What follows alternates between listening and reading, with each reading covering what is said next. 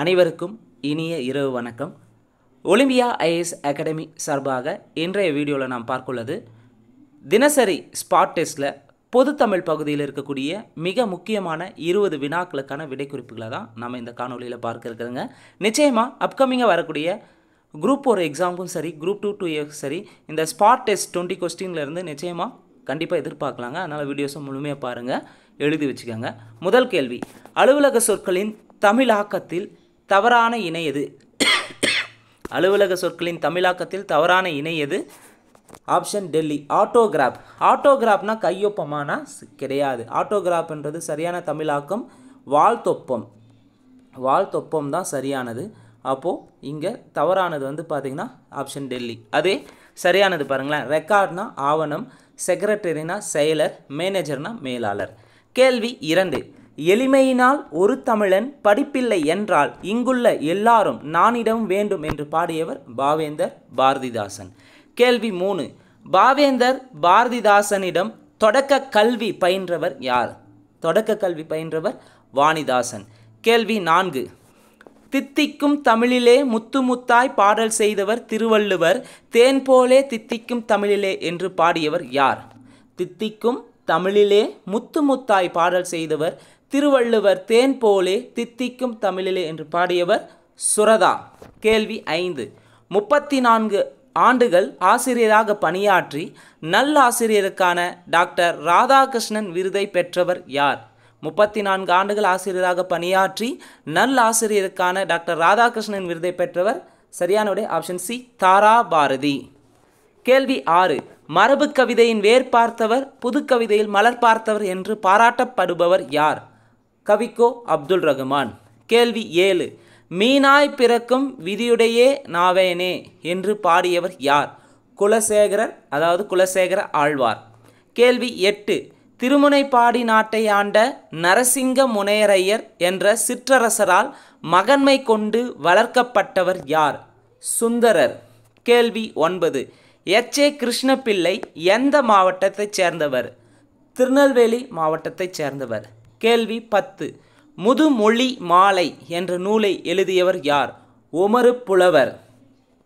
கேள்வி 11, தொல்காப்பியம். தொல்காப்பியத்தில் 1610 பாடல்கள் உள்ளன.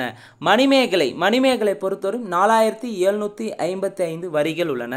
சீவக சிந்தாமணியில் 3145 பாடல்கள் உள்ளன.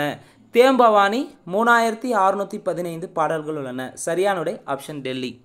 கேள்வி 12, ஒன்றே எண்ணின் ஒன்றேயாம் பலவென்றுரைக்கீர் பலவேயாம் அன்றே எண்ணின் அன்றேயாம் என்ற கம்பராமாயண பாடல் எந்த காண்டத்தில் இடம்பெற்றுள்ளது?